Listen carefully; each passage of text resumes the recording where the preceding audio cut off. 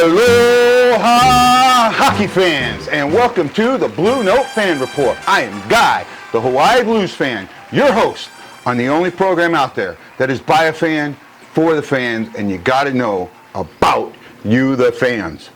And when I say about you, the fans, today, I absolutely mean it. Because I have a wonderful guest. Lately, I've been listening to a song by Jessie J called, Masterpiece. And there's a line in that song that goes, I still fall on my face sometimes and I can't color inside the lines because I'm perfectly incomplete. I'm still working on my masterpiece. And I want to hang with the greats. Got a way to go, but it's worth the wait. You ain't seen the best of me. I'm still working on my masterpiece. Part of my masterpiece got created today when the vice president of Blues Media and the voice of the Blues on the radio, yes, I was joined today by Chris Kerber. We had an amazing talk. I can't wait for you guys to see it. Before we get there, a little bit of the news of the day. Today, it's Wednesday. The Blues didn't practice on ice. They did off-ice conditioning. They've been on the ice for 2 days, and so far, only one Blue has not practiced yet, and that is Bortuzzo. Parayko missed the first day of practice, but was back for the second. Not making any assumptions or anything, just telling you what I read and what was sent to me by some of my contacts. And yes, the Hawaii Blues fan now has contacts. I think that's pretty cool. For those that are about to watch this interview, if you have ever complained about me not smiling, wait till you see this one. So, without further ado, please give a huge, warm welcome and a BlueNote Fan Report applause to Mr. Chris Kerber. Well, guys, I got to ask you to give it a huge BlueNote Fan Report welcome to the Vice President of Media for the St. Louis Blues and the voice of the Blues on the radio, Mr. Chris Kerber. Chris, thank you so much for joining me on the BlueNote Fan Report. Guy, pretty impressive you're doing that from the Great Islands there in the Pacific. So glad to be here with you. Oh, no problem. I'm glad to be a fan like I've been. I actually, most of the games that I listen to you on the app. So I've heard a lot of that. You've been with the Blues since 2000, is that correct? Yep, this year, because we're not done with it yet. Year number 20. Year number 20. That is absolutely impressive. I enjoy hearing you on the radio. You have a new partner starting last year, Joey Vitale. How is it working with Joey?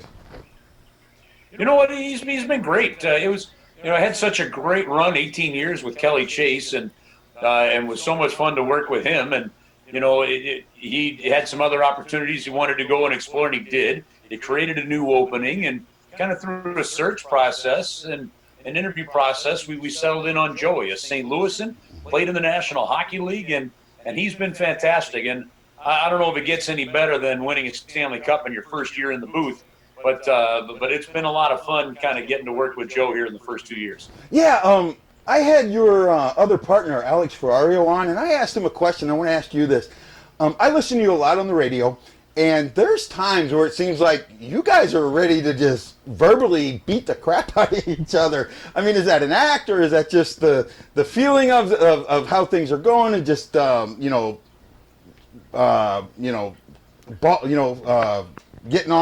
on each other? What is that? Is it? It's not an act. It's just it's like two guys sitting at a bar ripping at each other and just having some fun with one of your best friends. Okay. It's but that's you got to kind of learn and figure out what your philosophy of a broadcast is going to be.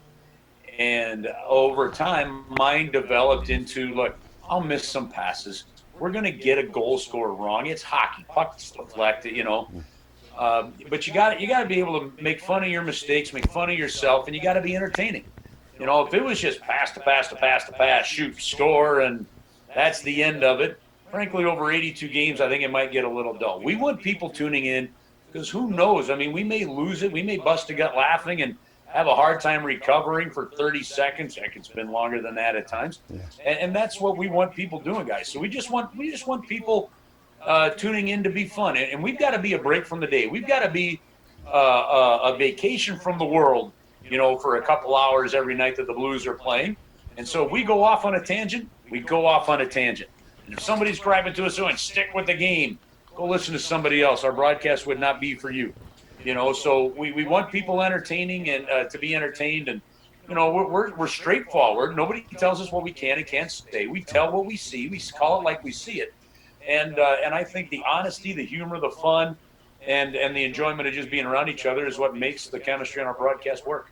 I got to tell you, I'm glad you just said that. First of all, I love you guys on the radio, and I love that back and forth. There was a goal this year where Coach Berube challenged for interference, and you guys are both in the booth going, nope, that's not interference. There's no way that's interference. They called in interference, and you two are going, this is really bad. The home announcers are saying that's bull.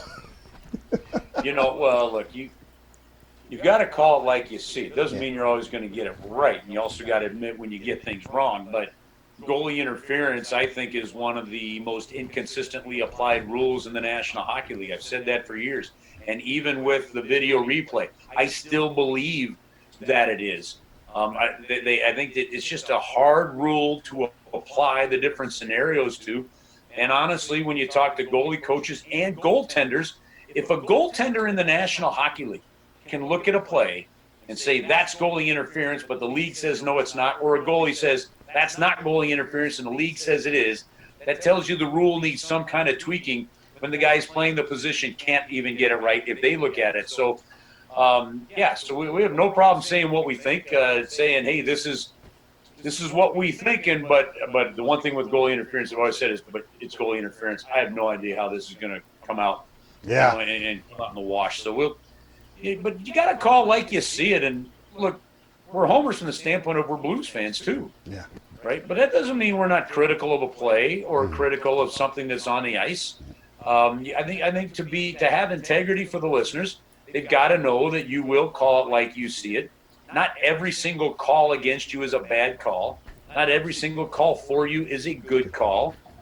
Not every decision made by the coach or the player is a good one. Not every bad one is a bad one.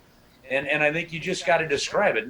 You got to live by one rule. I call it the Bull Durham rule. I won't use the language that I normally would describe it as, but, Crash Davis got kicked out of a game for calling the umpire a certain word, right? Yeah. Yep. The way I look at it is you can call it a blankety-blank play. You don't call the player a blankety-blank. I absolutely agree with you. You just don't know what a player is going through away from the ice. Is a kid sick? Is a family member sick? Are there other stresses that you don't know about? And if you keep your focus on critiquing a play and not the player, I think the fans understand exactly what you're saying. They're smart enough to get it. And you can tell things as it is by doing that. And it keeps things from getting personal. And it should never get personal in our job. So I think you can tell it like it is without challenging a guy's heritage and mother and things like that, right? Yeah. And fans understand that and can appreciate that. And again, I'll go back to this. If for some reason, if a fan thinks that, well, you're not doing your job by calling a player out, I'm not sure they really understand what our job is and what calling somebody out is. I think you describe a play the way it should be described and let the fans figure it out. Go ahead. If you're a fan, use your own critical thinking on the process. Yeah, absolutely. I know how hard play-by-play is because when this started, I tried to do it on NHL 20, like play an NHL 20 game against the Avalanche and do the play-by-play. Yeah, that didn't work out too good. So I do understand exactly what you're saying, and I agree with you. I like the fact that you will say when a player makes a mistake on a play. And I like the fact that you've said the referee blew this call when it's for the Blues or against the Blues, whichever way it goes. I enjoy that integrity that comes from what you do. What are some of your favorite memories other than the Cup that you've had in the last 20 years? Oh, there's plenty of them. I mean, 2000, the 5-goal third period comeback against the Toronto Maple Leafs, one of the greatest comebacks in NHL history, is part of it. For me, a lot of it too is also just building relationships with the people I work with and some of the players, and of course the 18 years on the broadcast with Chaser, and some of the fun we had away from the rink as well. On the ice, there's those games. There's the Game 7 against Chicago with Troy Brouwer scoring the goal in 2016. There's the run. This one is left off a lot of people's list. That second half 2009 run by the Blues and a near historic half a season put up by Chris Mason between the pipes to get the Blues into the playoffs in 2009 was just spectacular, because the Blues, there was no expectations of success that year.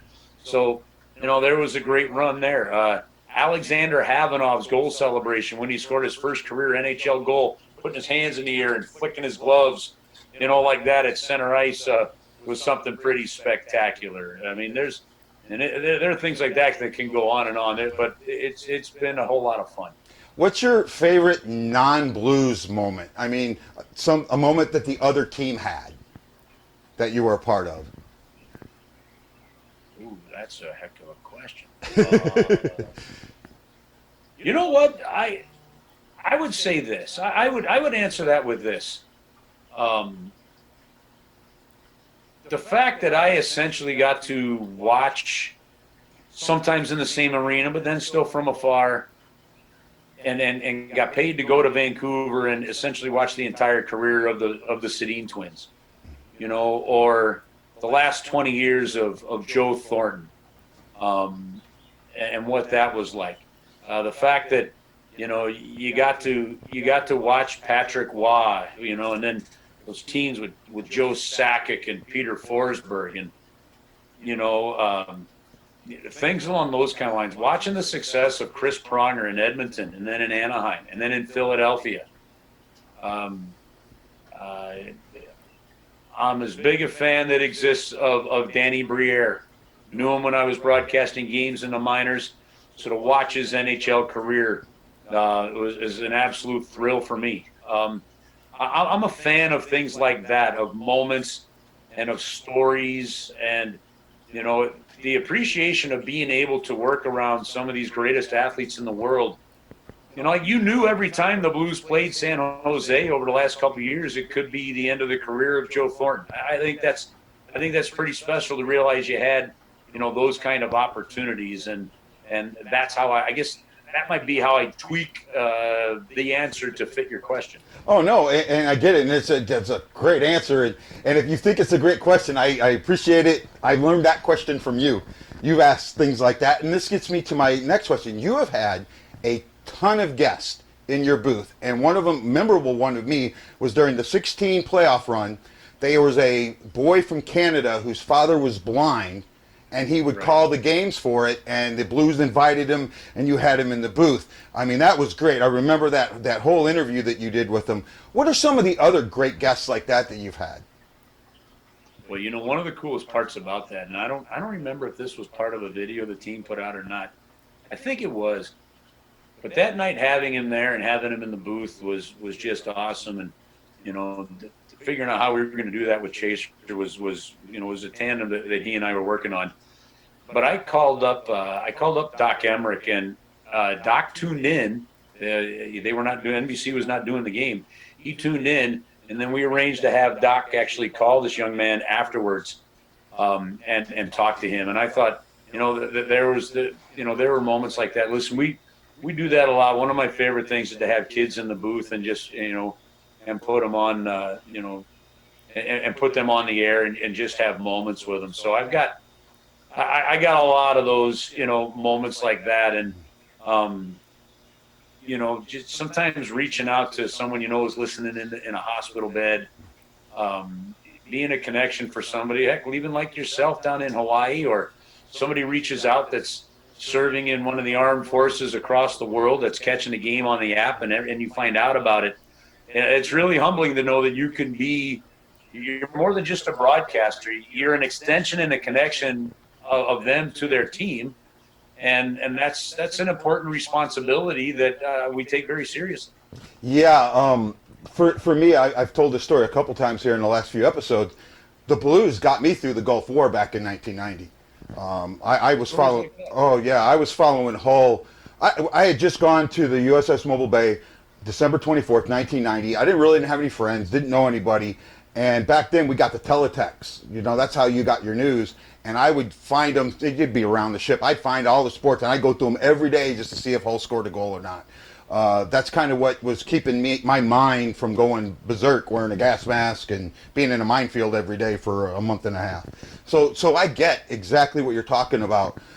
With that, who are some of your favorite celebrities that you've had in the booth? One of my first ever games, Mike Scully, who's the executive producer of The Simpsons, came into the booth and joined us. First thing out of his mouth on the air is he looked and he said, do the folks back at home know the two of you are doing these games naked?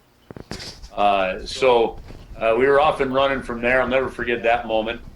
We've had we've had some great ones. Jerry the King Lawler was in on one recently, sometime in the last couple of years. John Hamm has obviously joined us, a few times in there as well. I did a radio show one night, our post-game show that Chaser and I we were doing at a local bar until midnight on Saturday nights.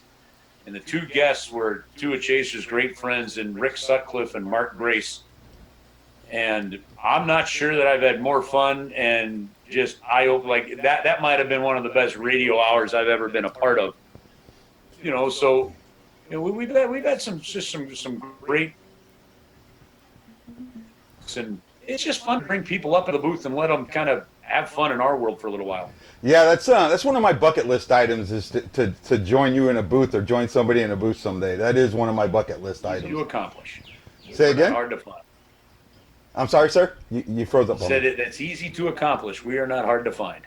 Well, I greatly appreciate that. Do you mind getting into talking some hockey instead of just? Okay. Whatever's on your mind. Well, so I want to get into 2018-19. Beginning of the season, the Winnipeg Jet game, there is so much expectation, and it came out and laid an egg. And you could tell from your voice how disappointed you were in that game. Did you see that forbiddance of that season happening at that game?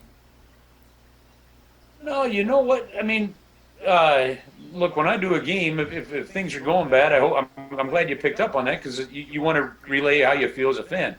I don't look at any one game as a microcosm of an entire season. They had some things that just didn't go their way. The competition is tough.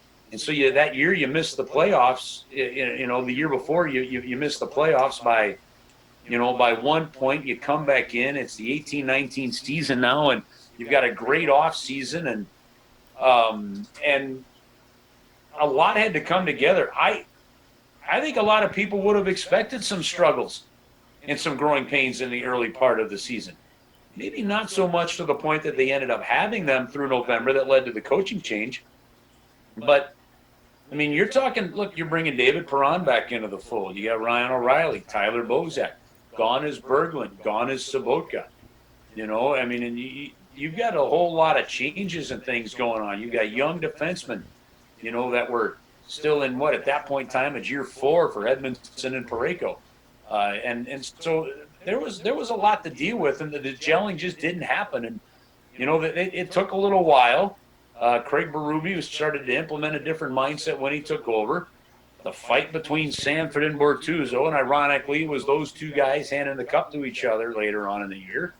And I talked to Sanford about that, and that's not lost on him. So in the end, it's a great lesson of you play a whole season, and until you're really out of it, you're not out of it. And the Blues really proved that. So, no, I didn't necessarily. You have high expectations, but then you also have to wait and see how things play out, and that's kind of what happened. Okay, so I was able to go. I turned 50 that year on December 30th, so I was home for those 5 games after Christmas. Buffalo, Pittsburgh, Rangers, Islanders, and the Caps, the Star Wars game.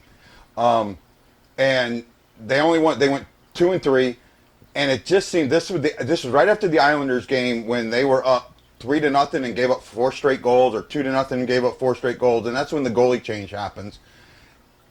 Did you feel something different? Well, actually, that goalie change.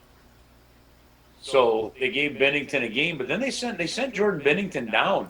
Okay. And he was down in the minors for about 7 to 10 days, and then they called him up. They wanted him to go play some games. Then they called him up. He didn't play that first game he was called up, and he played that second one against Philadelphia. Okay. And that's when he took it and he ran with it. But yeah, that was kind of, you started, like, coaches always talk about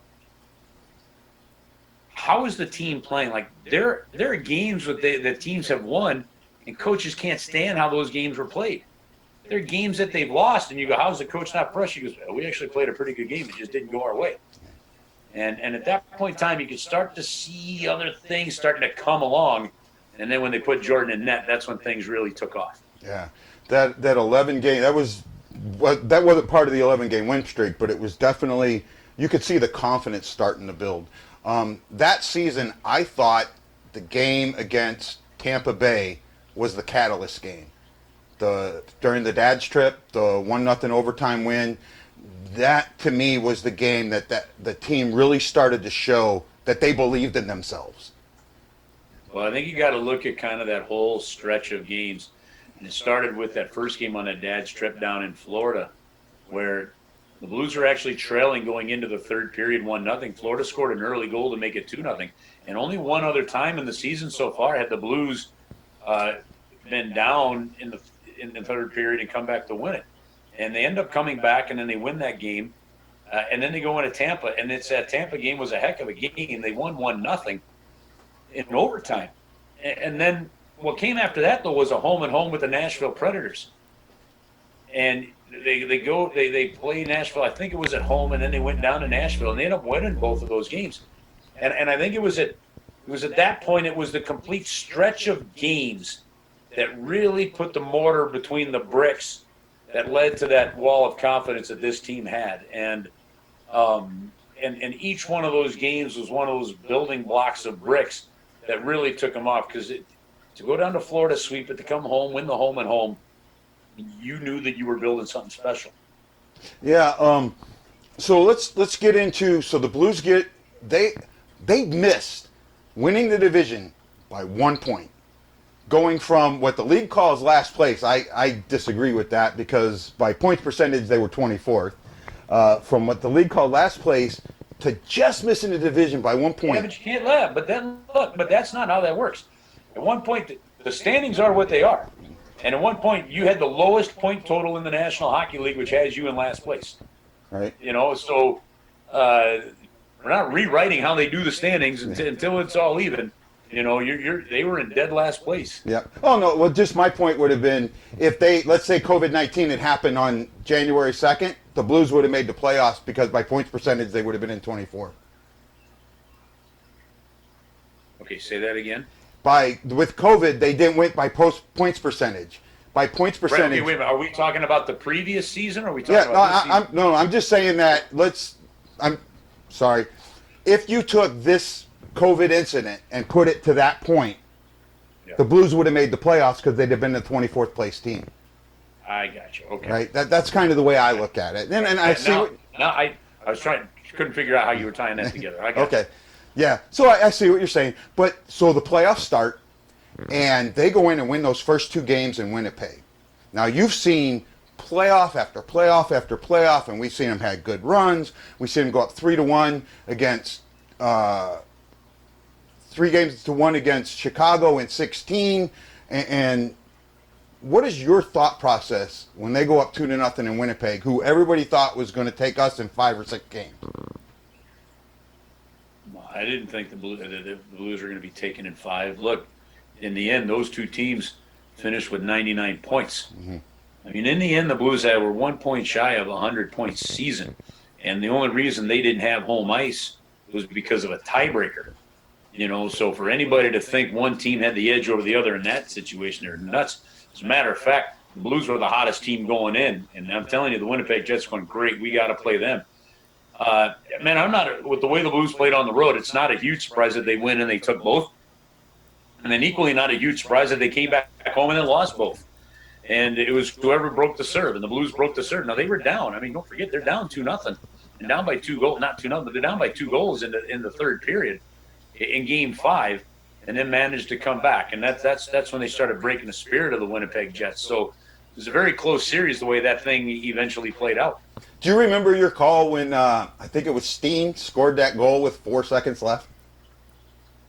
In Game 5? Yes. It was Schwartz with 15 seconds. 15 seconds. Yeah.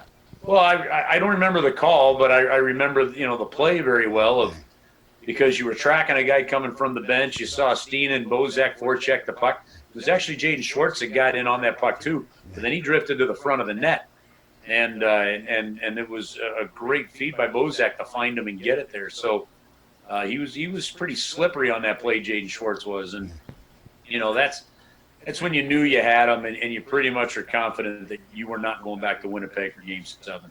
Yeah, I absolutely agree with you. In fact, there was no point that I was ever concerned that the Blues were going to lose a series during that whole playoff run. Series. There wasn't in the Dallas series. There wasn't any in the San Jose series, and then that Stanley Cup final was epic in a coin toss. Yeah. So I'm glad you just mentioned the final. I want to get to the final a little bit. Your call was epic. Do you mind if I play that call? Because there's a question I want to ask you about that call. Okay, I've heard it before. This call is from from the StLouisBlues.com. A team that was in last place on January 3rd. The players on the bench are bouncing up. History will be made tonight in Boston. 15 seconds to go as Shen blocks a puck to the corner. 10 seconds remaining. Get up, St. Louis. Get on your feet. Raise them high. 5 seconds to go. And the time winds down. They did it. It's over. The game is over. The series is over. The wait is over. And the St. Louis Blues are the Stanley Cup champions for the first time in franchise history. I would love to know what's going through your mind at this moment right now. Don't screw it up. I'm serious. That's really what it was. It wasn't scripted. Our location there in Boston, radio really gets roasted. So when we were down almost at the goal line, so you could see when I kept looking up, I had to look up and back at the scoreboard to then look down into the zone. And, you just wanted to get it, and you didn't want to screw it up. I mean, there was only one chance to nail it, and so you're keeping your mind clear. You're just staying focused. And at that point, you're watching everything. Who's going into the pile? What's getting thrown? And all you want to do is make sure you're everybody's eyes and ears on the celebration of what's happening. At one point, Joey touches you on the shoulder, and it looks like you don't even know he's touched you. Like, to me, I look at that and I think, you can't believe that you just said the words that you just said. Well, no, I don't remember him doing that actually, but it was really, it's just focus on everything, like get it right, don't get wordy, don't get stupid, just give everybody the information they need to be given, because you won't get a chance to make that back up. So that's all it was. It was just to stay as focused as you possibly can be. Yeah, I look at your face there, and I can feel all that, and I could feel the jubilation. I don't know if you were trying to hide it, but I could feel it, and I really appreciated that you got to make that call. It was amazing. Well, I appreciate that, guy. I think one of the cool things, and you got to give our radio engineer at the time, Ryan Schulte, a lot of credit. There was an overtime game earlier in the season, might have even been the season before, and we kind of came out of our seats at home. It was just a regular season game, and Joe and Ryan Schulte thought it'd be kind of cool. So without us knowing, he started putting a GoPro up in the booth. And at one point in time, because you got to dump those things after about an hour and a half, right? And the game lasts about 3 hours, 2:40. So that game against the Dallas Stars, Game 7, he kind of forgotten, but he remembered to dump it and get it going, and he put the video out of that Game 7 call from the booth, and man, did it take off with people. And so that prompted the idea of doing it again, that the team decided to do. And it's really kind of cool to sit back and actually see that and what it was like, because it's there's so much going on and so much work. And then you saw Chris Raby standing behind me, and Dave Otto was helping with stats, and the game, you couldn't wax poetic about even though you had the lead, because the game was still forced into the blue zone. And it wasn't just killing time, but there was intense action. They're trying to make it 4-2. They've got the goalie pulled, and and so there was so much going on but it's cool to give fans a glimpse into what that booth can be like. The Blues did something really neat with that Game 7 from Dallas. They had a thing where they put it out without your call. Do you remember that? Yeah. Right? And I actually did it. I did one of the calls. I don't know if you got to see it or not. Very cool. Yeah, I did one of them. And then your Game 7 call, there was a lady, and I don't remember her name. She lip-synced your call.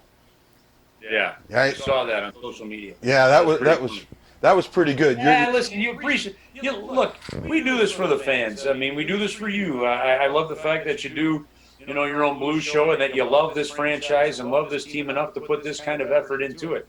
The fact that somebody took the time to try and lip sync the call, I mean, you just keep it coming. That's what this is all about, is a relationship between the team and the fans, and all we are is just a conduit to make that happen.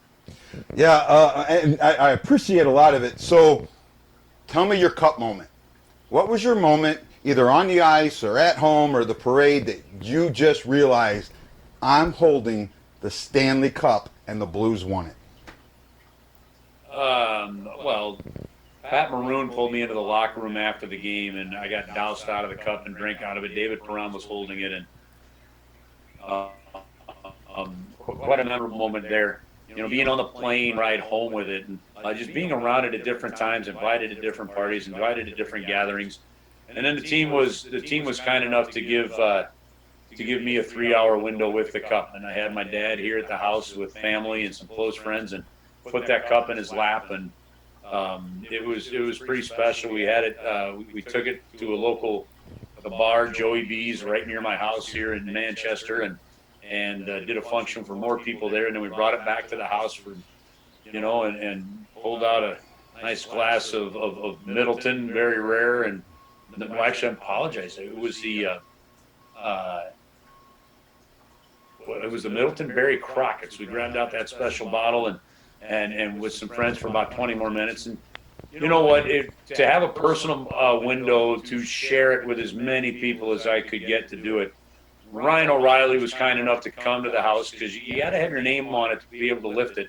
And so, and I'm very respectful of those rules. So Ryan came so the kids could drink out of it. And now you're seeing those friends and friends of your, my kids and stuff. And those pictures are on people's graduation cards and stuff like that. And, again, I was just talking about the fans. I think it was, my favorite moment was just being able to share it with as many people that I possibly could, that helped me get through every day and help the family, like all that stuff. That's the greatest thing about the Stanley Cup, is once a team has won it, the story becomes about the cup, not so much about the team. It's where is the cup? Who's doing what with it?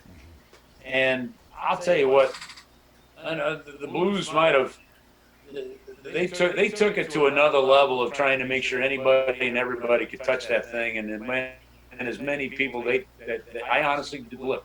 I know some people didn't get a moment with it, but from a community standpoint, they did as much as they could to make sure that cup reaches as many people as possible. It was quite an experience. Do you know the Cup's been to 49 states? Well, I do, and one of the things that we did was we actually. And this was set up by a friend of mine, Andy Likes, who works with the Vanderbilt Group in St. Louis, a PR firm. One of their clients is the USS Missouri. And so, I worked with Andy to get this done, and they sent us a video of the servicemen on the USS Missouri with the horn blowing, Let's Go Blues, and we worked that into our game night opportunities. But then they did a playoff watch party Yes. on the deck of the USS Missouri, and NBC picked up some of that feed and things. So, I mean, again, even though we couldn't get the cup there, I can promise you it was asked. It was asked, but there was just no way to be able to pull that off. Even then was just the team, and through Andy's vision, trying to get as many people involved as we possibly could. No, they did a great job. There's championship celebrations, there's cup celebrations, and then there's a Blues Cup celebration. They raised the bar. The parade. Well, they did, but I will say, like, I mean, I don't know what I know the Washington Capitals, some of the player celebrations, what Oshie did and Ovechkin did. I mean, that stuff's legendary. I still haven't tried to drink a beer through my jersey or shirt yet. I haven't tried that one out. But, and each one's different. Look, I mean, if San Jose wins that cup for the first time, that's a great hockey market, and that'll be special. It's been so long since Dallas has won it. It'd be great to see it happen down there. I mean, could you imagine Minnesota? I mean, think of that hockey market that's never won it. I mean, so many things. So it was cool. It was really, and it was just so amazing to be a part of the first one, because it was an experience like no other. And I mean, look, you just see Blues gear around town you didn't see before, and that everything like that. My fourth grade daughter their teachers do something really cool, and it's called the Wax Museum, and they find a local figure, a famous figure, and then the kids do the research on that figure, and then they're this figure in a wax museum. When you go to the school, you push the button, and the kids tell you something about that figure. It's kind of a really cool thing. Well, there were kids in the school. One was Colton Parayko. A couple were Colton Parayko. One was Alexander Steen, and it was a girl. It was girl Jordan. She was Alexander Steen. I mean, think about that, and what that means. And again, I keep going back to the connection with the fans, but I mean, that's just awesome. And so, and that's what we keep doing. We took that cup into schools. I was at a school reading, and we surprised the kids with the cup. And it's a local elementary school where part of the focus is on, American Sign Language, and they have a lot of kids that from an educational standpoint, they use sign language to teach. I mean, it's just cool stuff. I guess it's not a very eloquent way of putting it, but it's just maybe it's the best way to put it. Yeah, no, I get it. I didn't get a cup moment, but when you were talking about that, you did something cool. Hold on. I'll go back just a second. Sorry. I have a niece that is Down syndrome, and she absolutely loves the Blues. I got to take her to a game, a game back in 17-18 that season against the Sharks. I got to take her to the Sharks game that we won in overtime. She will sit in the chair at 4 years old and just. She will not move. She will run through restaurants. Let's go Great Blues. sport for kids. Huh? A great sport for kids. Oh yeah, and she loves the Blues. I'm hoping someday that I can get her down on the ice or that if I get back home. So, but that's what I know. The Blues do a lot for kids like that. And then you did something for kids during this break. Can you tell us about that? I thought it was the neatest thing in the world. Well, every team was just figuring out what kind of content do you put out there to keep the fans connected, because let's face it, none of us knew how long this would take. And I thought about all the families and some of the stories I was just telling you, so I said, why don't we just start reading a kid's book? And so every night, about 8 o'clock, we just started reading kids' books, and it was fun to do. And then it was time to put it to bed, for lack of a better way of putting it, once the school year was over and, families were out a lot more. But just a fun way to I don't know, just look, there's so much negativity going on. I mean, the lack of civility, the idiot level of responses on social media to these things, the lack of real leadership through this pandemic, and that's not a political statement. That goes to both parties and whatever. So don't anybody take that and think I'm ripping one or another. I'm ripping them all. Gotcha. I mean, I'm if your with you. name, if you've got incumbent with your name, that's a problem for me right now. It has just been so hard. And yet when you get around smaller groups and you start talking to friends and neighbors and things, you realize, man, at our level, things are okay. Like we're all dealing with this stuff, but things are okay. And there's amazing support from your friends, your neighbors, and family. And people's level of positivity is good. Frankly, maybe we should all be leading the way and with everything going on. And so, look, we got a job to do, and that job is not a job as a broadcaster because I can get on social media and talk to a bunch of people. We got a job as people, and that job is to take care of the person next to you. It's not that hard. When you put, I say this a lot lately, when you put your head on the pillow, at the end of the day, did you do something for somebody else over the course of the day? Look, it could be small. You never know. Grabbing the door for somebody with their arms full could mean a lot to them that day. You don't know what their day is going through. And I just think that we need more of that. So, heck, if it's going on social media and reading a book and making some people laugh, and there was nothing better than getting some of the replies, from fans or from people that tuned in with pictures of their kids following along because they had the same book. I mean, that, again, and the other thing, guys, look, not everything that we do has to move mountains. It doesn't. Sometimes what we do, if you impacted one, man, who knows how many years down the road that one is moving a mountain.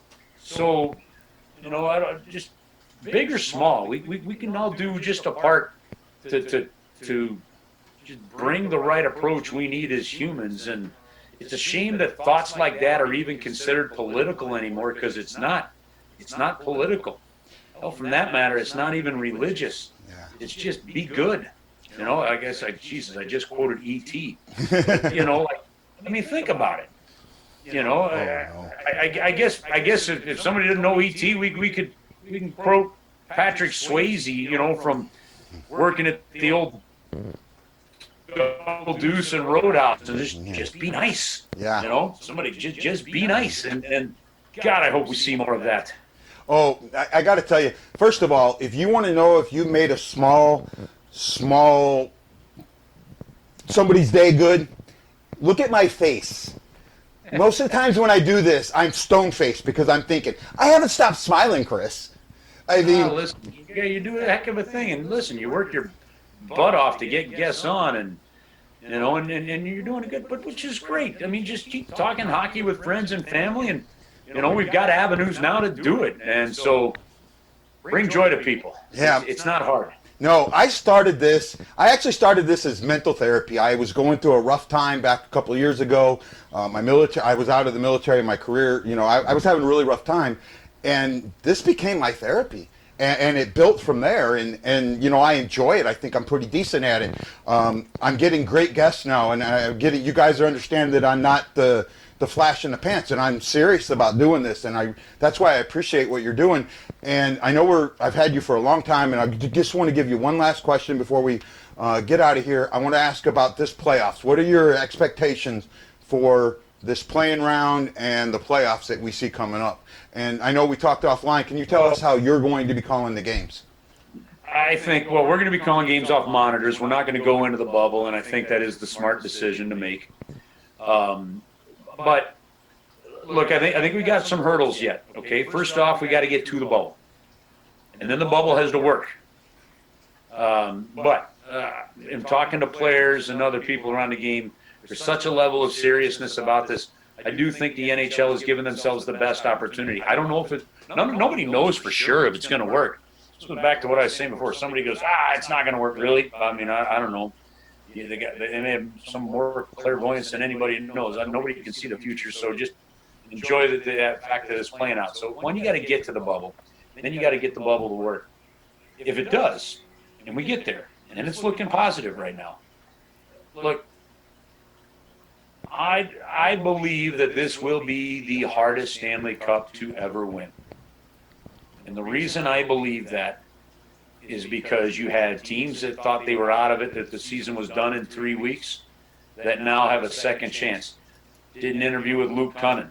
Minnesota Wild, even though they were a couple points out, there was a chance their season was going to end early. And they now are going to work knowing that they have a chance to win the Stanley Cup. Patrick Kane, Jonathan Toews, proven winners, now know that they have a chance to win a Stanley Cup. They got a new lease on life, and that could be dangerous. They're going to have to play a very serious 5-game series just to get a chance while these other teams are playing seeding. Maybe they got some momentum. I don't know how this is all going to play out. You had teams like Columbus that were no way in hell were going to be healthy, that are now completely healthy for the most part.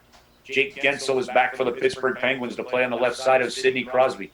Vladimir Tarasenko, instead of playing at the time when he thought he was close to 100%, just now had the last 4 months to continue strengthening his shoulder for the St. Louis Blues. Nathan McKinnon, who was banged up and not even playing at the time of the pause, is now healthy. Steven Stamkos suffered a back injury, lower body injury, so who knows what his status will be, for Tampa Bay. But look at the health thing there. I mean, the nicks and the bumps and the bruises that you had going into the playoffs after an 82-game grind are gone. So unless you get them in camp or these exhibition games or something happens there, man, teams are energized and healthy. And I think that level of competition is going to be absolutely insane. Insane. And, I mean, look at the Vegas, Vegas, Colorado, Dallas. I mean, Dallas was 2 inches away from eliminating the Blues in Game 7, maybe an inch away from eliminating the Blues in Game 7, a minute and a half before Pat Maroon scored. I look at the teams in the East. Columbus, who was in the 8th seed at the time of the pause, is now healthy. And if they get the goaltending from Elvis, shoot, they could make some. I could easily see Columbus beating Toronto. I could see that happening. I could see that happening easily. Doesn't mean it's going to happen. I mean, what are the Montreal Canadiens behind Carey Price, who all the players continue to think is the best goaltender in the league? Carey Price goes on a run like Jarl Halak did in 2009 for Montreal and carried the Canadiens several rounds into the playoffs. What if Carey Price does that right now? I just, right before we did the taping here, I was on a call with Colton Parayko, and he brought up a great point. Think about the Buffalo Sabres, was it a year or so ago, that started the season off absolutely on fire. Like one of the best records in the league through 20 games. And then laid an egg the rest of the way and misses the playoffs big, right? But a team, like right now, and general managers are concerned about this. Is a player traditionally a fast starter or a slow starter? Yeah, we're starting to play us, but they've just had 4 months off. This is like a new season. Man, if you're traditionally a slow starter and you're a key player, that could impact one of these top teams in the league. If you're the Arizona Coyotes and you're coming out of this and you end up being a fast starter team, right? Could you upset Nashville? No reason to think you couldn't. Don't forget the Nashville Predators had a coaching change mid-season. I mean, the Minnesota Wild just took the interim tag off Dean Evison. They had a change mid-season. I mean, good Lord, all bets are off. I mean, this is literally throw the chips in the air and see you can grab them, because the number of factors and the number of storylines and the number of, from COVID testing to injuries to healthy players to lucky bounces to a play-in team upsetting one of the bottom 4 teams to then coming in and upsetting one of the top seeds. Hell, we've seen it happen all the time. I mean, if this doesn't just get your geek meter throttling, I don't know what does. Then on top of it all, from a fan standpoint, because they decided on Toronto and Edmonton, the way the time zone opportunities, you are going to have games going on it. Like if you're in the central time zone where I am, you're going to have to get up really early, right? But if you're in the central time zone where I am, games are going to be starting at 11 in the morning and going until midnight at night every day for several weeks until you get into, that second round of the playoffs. Like, look, this is just going to be amazing. And knock on wood, everything stays healthy, and they're able to manage somebody testing positive, because that's going to happen. And they're able to contain it, and nothing stops this, because if it does, honest to goodness, it's going to be the best 2 to 2.5 months maybe a hockey fan has ever seen. Oh, I absolutely agree with you. And games start I'm 5 hours behind you, so 6, 7 in the morning here. Perfect. I mean, that's great. You're getting up in the morning and you're brushing your teeth to hockey. Yeah. So I will be watching hockey when I'm driving, or listening to hockey while I'm driving, or watching hockey. I will be all over hockey. I don't care who's playing. I will. And that's the other, 5, 6 games a time. And the way they're staggered, you're going to get to see them all. It's not like the normal playoffs where you may not get to see certain games because of your market or whatever. There'll be just a little overlap, but you're right. I mean, look, if you can split your screen, or you got 2 TVs, go to town. I mean, it's going to be a buddy described it perfectly. I mean, this is the NCAA tournament on steroids for hockey. Yeah, I absolutely. Because it's not just Thursday to Sunday. It's 7 days a week right now. Oh, I absolutely agree. Well, Chris, I've taken so much of your time, and I know you're a very busy man. I appreciate you so much for taking out some time and coming on the Blue Note Fan Report. Thank you so much for joining me today. Guy, thanks for being a fan. Keep up the great work. My pleasure. Sorry it took quite a while for us to work out the details to get on, but glad to do it, and mahalo. Enjoy yourself. Well, Chris, this is Guy, the Hawaii Blues fan, saying aloha, mahalo, and this is the one time that I know for sure the person sitting in front of me is bleeding blue with you. Chris, thank you so much. And I hope this isn't a one and done, and we get to have you back on the Blue Note Fan Report. Thank you, Chris. Aloha. You got it. Thank you. Well, like I said, I couldn't quit smiling. That was absolutely amazing. And to hear him talk about how concerned he was with messing up the call when you see his face, and him not even realizing that Joey touched him. That absolutely amazing to me, what he's done and some of the things that he said. And hey, when a guy like that who's been in the media for over 20 years tells you that's a hell of a question, yes, I'll take a little pat on the back. Hockey's close to being back. The Blues are going to play a exhibition game against the Chicago Blackhawks. Can't wait for that to happen. Enjoy this one, guys.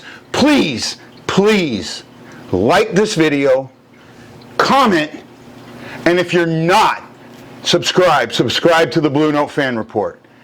Every one of you is important to me, and I appreciate every single view, every single one of them. So this is Guy, the Hawaii Blues fan, who can only say aloha, mahalo, and you know today that I am most definitely bleeding blue with you. Aloha, and I'll see you on the next Blue Note Fan Report.